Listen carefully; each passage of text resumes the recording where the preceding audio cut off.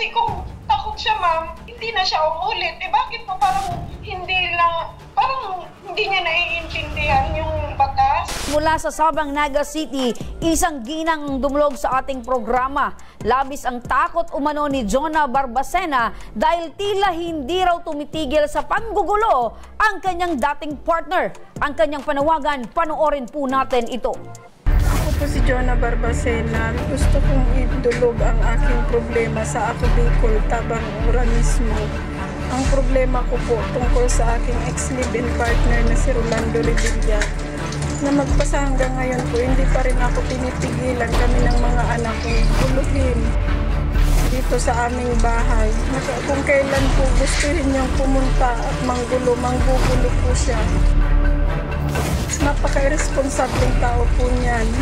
Pag-sustento po sa mga anak ko hindi niya magawa. Nung nagsasama pa po kami, panay din ang barkada niyan. May mga naipundar akong gamit, pinagsisira. Kahit po yung tricycle, binenta niya na kahit missing ko, wala pong binalik sa akin. Pinundar ko po yun, sarili kong pawis ang pinambili ko doon. Sana po matulungan niyo po. Ang buong reklamo ating alamin, makakausap natin ngayon sa kabilang linya ng telepono si Jonah. Jonah, ramdam ko yung takot na nararamdaman mo dahil dito sa patuloy na panggugulong ginagawa ng dati mong partner na si Rolando. So ngayon, kumusta kayo ngayon, Jonah? Sa ngayon, ma'am, talagang grabe na naman, ma'am, nararamdaman ko kasi po kanina lang galing na naman po dito. Okay, so kakaalis pa lang dyan sa inyo. Nang gulo pa. Ngayon pong around mag-11 po, panay ang salita na naman dito sa harap ng bahay. Bakit ko daw po pinagkakait sa kanya yung mga bata? Okay, so aside ng panlalait or mga masasakit na sinasabi sa'yo, ano pa yung ginagawa niya sa'yo, Jonah? Sinasaktan niya ako, ma'am, noon nung magkasama pa kami. Nagwawala siya sa mga gamit.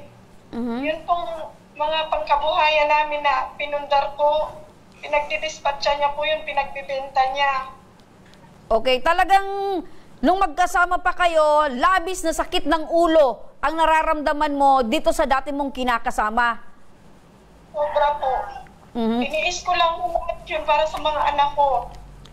Okay, aside doon sa nababanggit mo na sinasaktan ka, winawasak yung mga gamit nyo, ano pa yung mga naranasan mo sa kanya, Jonah, na talagang masasabi mo na tama na, sobra na, kailangan nang maputol itong ginagawa niya sa akin?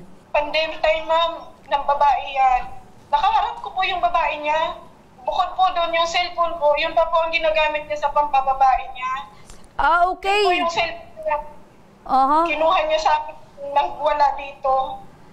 Okay, so aside sa sinasaktan ka, nagwawala, yung nakikita namin yan, yung mga gamit nyo, talagang binabasag niya, winawasak niya, nanggugulo, at eto palang dati mong kinakasama, isa pang babaero. Opo, ma'am, tamad. Okay, babaero na, tamad pa, sugarol pa. So, eto bang mga pinanggagawa sa'yo ni Rolando na ipablatter mo ba ito sa barangay? Opo, ma'am, maraming beses po kami niya nagharap. Bago pa po mag-pandemic, hindi na mabilang ho ang record namin dyan. Kung tutusin nga po, sa tingin po, sawa na sa amin magpaharap ang barangay. Kamakailan lang po yung last blatter ko, yung nito pong bago magbagyong uwan. May blatter po ako niya. Kasi gusto niya po akong saktan. Nung pumunta siya dito, gusto niya akong atawin ng paputol ng kawayan. Marami ako, ma'am, na BPO. Sa tunayan ho, marami ditong BPO ako, ma'am, na hawak. Subalit po, parang walang kwenta naman yung mga BPO na yan. Walang kwenta. Kasi parang yung mister mo, hindi na natatakot sa mga ganyang mga dokumento or ganyang pong mga yung barangay protection order. So wala nang kwenta kay mister, hindi na siya natatakot dyan. Opo, kasi kung takot siya, ma'am, hindi na siya umulit. Bakit po parang hindi niya naiintindihan yung batas? Parang ganun po. Okay. Pinagsusubol niya po akong mag-uutang kung saan-saan. Patunayan po, nakautang kami sa ASA, sa Oragon. So hanggang ngayon, ma'am, ay binabayaran niyo pa po itong utang na kinuha ng mister mo? Sa awa ng Diyos po, tinapos ko na. Ano yung pinakadahilan at kailan po kayo naghiwalay na talaga nitong ni Rolando? Noong December 9 po, sir, nagpasya po akong ihatid siya dun sa bahay nila. Kasi nga po, yung anak ko, hindi ko po alam, sinilipan niya po pala habang naliligo, pinicturan po pa po nung panganay niya. Opo. Naliligo yung anak ko. Opo, Papasok po sa... Opo, nung naghiwalay po kayo ni Rolando, meron po ba kayong formal na pag-uusap na kayo po ay hiwalay ng dalawa? Kayo po ay nag-usap na sa barangay na kayo ay maghiwalay ng dalawa? Wala po. Ano yung pinakarason niya kung bakit patuloy or paulit-ulit na pumupunta po sa inyo at nanggugulo? Ano yung pinakarason niya, ma'am? Yung mga bata po, ang lagi niyang sinasabi.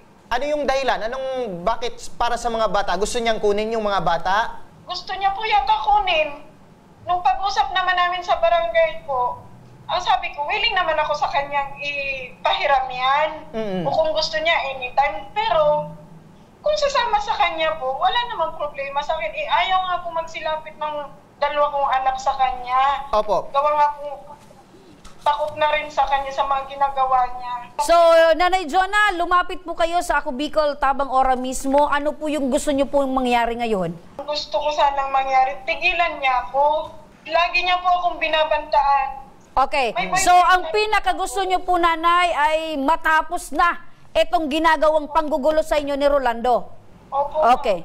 Makinig po kayo, Nanay Jonah, dahil nasa kabilang linya na ng ating telepono ngayon, si Rolando Revilla, ang dati mong kinakasama. Magandang hapon sa iyo, Rolando. Magandang hapon po, ma'am. Okay, Rolando, napakinggan mo ngayon si Jonah. At anong masasabi mo ngayon dahil ikaw daw ay walang tigil sa panggugulo sa dati mong kinakasama? Yung sinasabi niya. Halos po siya pong nananakit sa akin. Uy! Halos nga akong tinatraktan niya eh. So, i-deny mo, Rolando, na ikaw ay Kung pinabayaan ko yan, isa pa lang ang anak namin, nag-iwal na kami. Parang sinasabi mo, Rolando, na ikaw yung sinasaktan ni Jonah at hindi ikaw yung nananakit. Ayan po, katulad nung sinasabi niya na nanggulo daw po ako naman. Dati magkasama po kami, nahuli ko yung may kabudyukol. Rolando! Ano po? Rolando, ganito na lang. Kasi ang pinaka gusto ngayon itong si Jonah, tigilan mo na yung ginagawa mong panggugulo sa kanilang bahay. Ginugulo. Ang gusto niya po kasi mangyari, yung kabit niya, ipapunta sa bahay, patulugin. Hindi naman po pwede kasi may anak rin ako ng babae. Oh, so ibig sabihin, itong si Jonah ay may bago ng kinakasama. Yung kasama po, may kabit po yan. Okay. Yan yung patirahin niya sa pero inaamin mong naggugulo ka.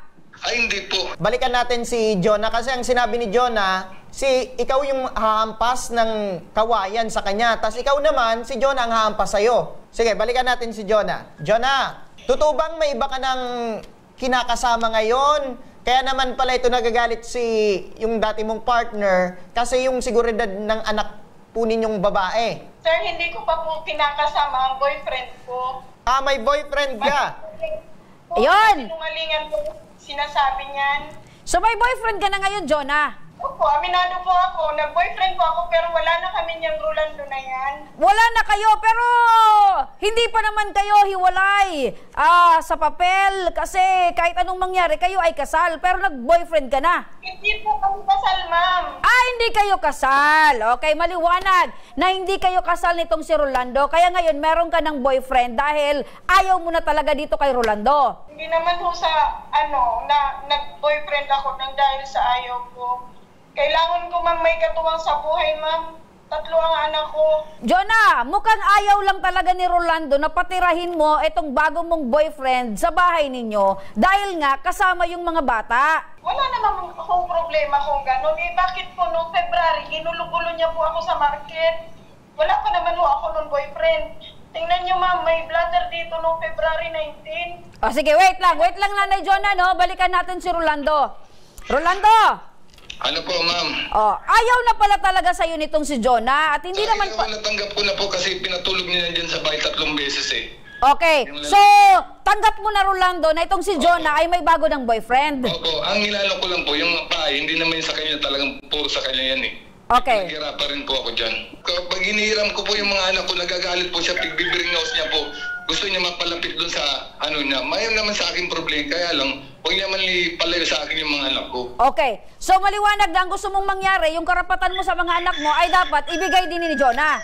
Opo. Okay. So ikaw naman, Jonah, bakit naman ipinagkakait mo yung karapatan ng tatay? Ma'am, unang-una, missing ko, walang ambag yan dito sa bahay ko. Nagre-renta po ako doon sa kabilang street na yon nung pinapatayo ko ang bahay na to. Ayun! Buhay yan doon. So ibig sabihin, Jonah, yung bahay ninyo ay ikaw lang talaga yung nagpundar at nagpakahirap. May patayo nito. Nung magharap po kami niyan sa kapitan, nagdedemando yan sa akin ng 30,000. Yung sustento ba sa mga bata na ibibigay nitong si Rolando? Ayan ma'am, maliwanag ang record ng anak niya. Ito lang ang sustentong na ibigay niyan. Nasa magkano lang? 350 mula nung magpirmahan kami. Isos! Bago nagpirmahan kami niyan sa barangay. Napakain ka na lang, partner. Oh, Rolando! Paalam. Oh, sandali lang, Jonah. Rolando, ang kapal-kapal naman ang mukha mo na mag-demand dito kay Jonah na ipakita sa'yo yung mga bata. 350 lang pala yung naibibigay mo. Diyos ko! Saan makakarating yung 350? Na ganyan na malulusog, kung 300 pesos lang hanggang sa phone, ganyan po ang binigay ko. Okay, ganito na lang, Rolando, no? Magkakabay kami ng ganito. Ganito na lang, Rolando. Kasi sinasabi ni Jonah na wala ka naman talagang ambag daw sa bahay, plus 350 lang yung naibigay mong sustento. Ganito na lang, ang gawin natin, Jonah at Rolando. Makinig kayo. Importante na marinig ninyo kung ano yung legal na usapin patungkol sa karapatan ninyo sa mga anak ninyo. Ano? Makakausap natin si Ma'am Evangeline Manalo, ang Assistant Department Head ng City Social Welfare and Development Office dyan sa Naga City. Ma'am, alamin po natin yung karapatan po ni Tatay Rolando sa kanya pong mga anak na ngayon po ay hiwalay na sila ni Jonah, pero binabanggit po ni Jonah na 350 lang po yung naibibigay na sustento nitong si Rolando sa kanila pong dalawang anak. Sa isang araw po yan para sa dalawa nilang anak. Opo, siyempre ma'am, yung 350, isang araw lang po kasi isang beses lang daw po ma'am naibigay. Isang beses lang sa isang buwan o kaya kung kailan lang po siya gustong magbigay. Opo, Yes po. wala na pong ma'am na sumunod doon sa 350. Isang beses lang po ma'am. Ito po, kulang po yun sa dalawa niyang anak. Kasi kung titingnan po natin ang mga presyo ng bilihin na yun at yung sustentong binibigyan niya, kulang po yun. Opo. Kasi po, base po sa batas, ang isa pong ama, kung siya po ay may anak, hindi po sila kasal ng kanyang ng ina ng mga anak niya, ay siya po ay may obligasyon na magsustento sa mga anak niya. Lahat na pangangailangan ng anak nila. May obligasyon po siya na magsustento. Kapag ganun po ang sitwasyon, nanggugulo yung lalaki, pwede po siyang humingi ng barangay protection order. Based Okay. po doon sa batas na Republic Act 9262. Opo, ganito na lang po ma'am, ano, maari po ba ma'am na ipadala na lang po namin ito pong dalawa dyan po sa inyong tanggapan para po mag-usap po sila at malaman po nila kung ano po yung nilalabag na batas o nilalabag po nitong si Rolando at ano po yung pwedeng gawin ni Jonah dahil po sa panggugulong ginagawa po nitong si Rolando. Pwede naman po para malinaw at magharap-harap na mag-uusap. Opo. Kasi mas maigi po yun na face-to-face kaysa ganito po. Ayo po. Ayan. Opo. Maraming salamat po Ma'am Evangeline Manalo sa inyo pong panahon at oras. Mabuhay po kayo. Jonah, napakinggan mo si Ma'am ng MSWDO. Now kung mas maigi magharap kayo nitong si Rolando sa kanilang tanggapan para kung ano pa yung mga dagdag mong reklamo, mapakinggan kayo at eto namang si Rolando ay mapagsabihan din kung ano yung dapat niyang gawin. Okay? Opo, ma'am. Okay, so huwag kayong mag-alala, Jonah, dahil susubaybayan kayo ng aming team para itong idinulog mong problema sa amin ay kahit papano ay magkaroon kayo ng katahimikan, at ito naman si Rolando, dapat sumunod siya kung ano yung sasabihin ng MSWD at kung hindi, ano yung plano mo ngayon, Jonah? Tutuluyan mo bang kasuhan itong si Rolando ng paggugulo? Opo, ma'am. Kasi matagal na ako, ma'am, dyan eh. Super takot na ako dyan, ma'am. Makita ko lang yan, nanginginig katawan ko. Sige, Jonah, ganun na lang yung gagawin natin. Sasamahan kayo ng aming team para magharap-harap kayo ni Rolando sa opisina ng MSWDO. Okay, maraming salamat, Jonah.